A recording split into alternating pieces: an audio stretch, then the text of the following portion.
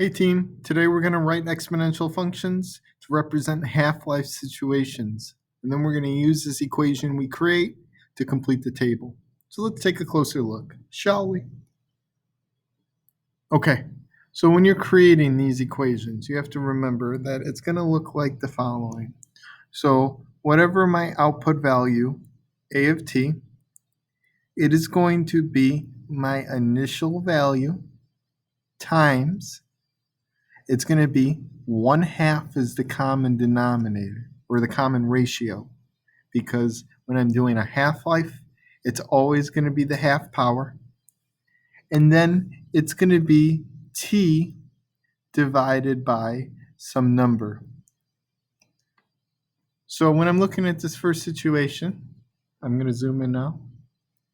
I'm looking, and I have to find out, well, what is my initial value? My initial value, my A1, is going to be equal to 120. That's how much drug is in the system. And you can see that every 2 hours, the amount present gets cut in half.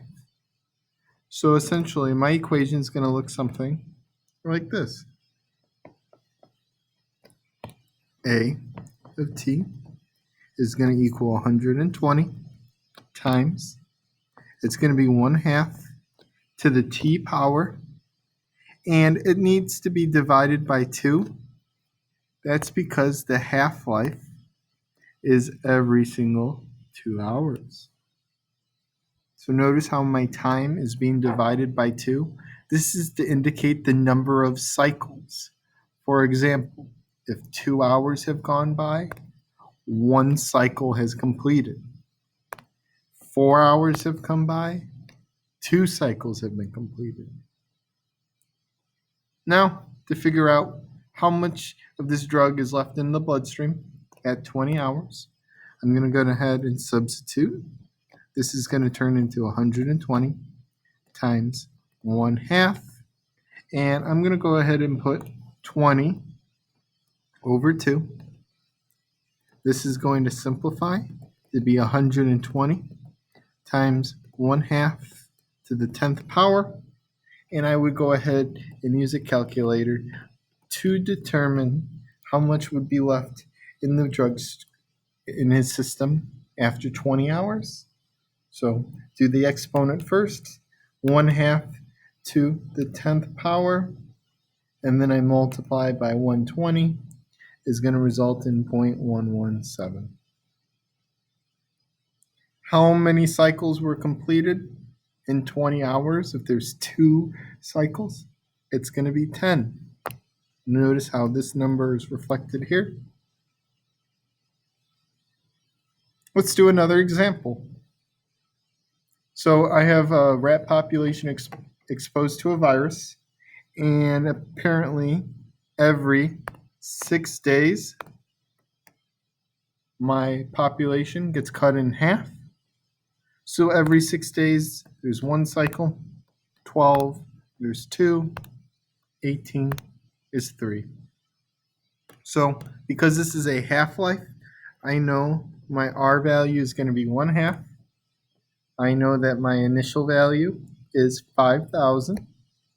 So A of t is going to be equal to 5,000 times 1/2. Now it's going to be raised to the t power, and it's going to be t over 6.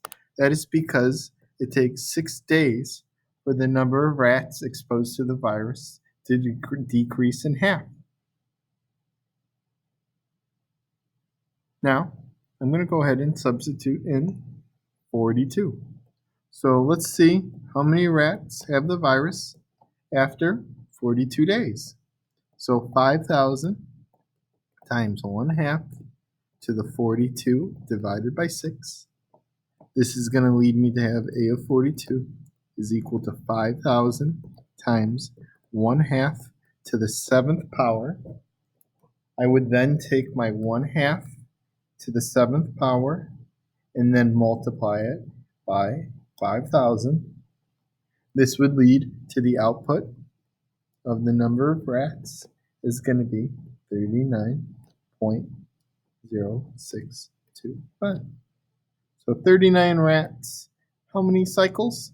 Well, 7. So do you see how the exponent is always going to be time in these problems? The denominator is always going to be the cycle. In this problem, the denominator was 6. In the above problem, the denominator was 2. It all depends on the half-life. Let's do one more for good measure. Here, let's figure out my initial value. How many people were participating in this tennis tournament? 256. I know that my R value is going to be 1/2 because it's a half-life. In a tournament, when you're doing it eliminator out, if I had 4, after one round there would be 2, and then there would be 1. So it goes from 4 to 2 to 1. But this time we're starting with 256 people. So let's go ahead and figure out my formula. A of t is going to be equal to 256 times 1/2 to the time t divided by 2. Why is it 2? Because every 2 hours a game gets completed. To figure out how many people would be left in after 16 hours, I would substitute the t value to be 16. This is going to be 256 times 1/2 to the 16 divided by 2. And after I clean this up, it will be 256 times 1/2 to the 8th power. I would go ahead and then plug in 0.5, 1/2 in decimal form to the 8th power, and then multiply by 256. This is going to mean that after 16 hours, there's going to be 1 person left. AKA the tournament's done. There's going to be 1 person left. How many cycles? Well, 8. 8 rounds were in that tournament. So I hope this kind of gave you some practice creating these equations. With half-life, they always have a given value. Now you just have to remember that the exponent is always going to be t divided by a number, and it's going to be whatever completes the cycle. So in the first example, it was t divided by 2. In my second example, it was t divided by 6. And in my last example, it was t divided by 2 again. I hope this helped. Go ahead and have some fun doing some half-lives. See you later.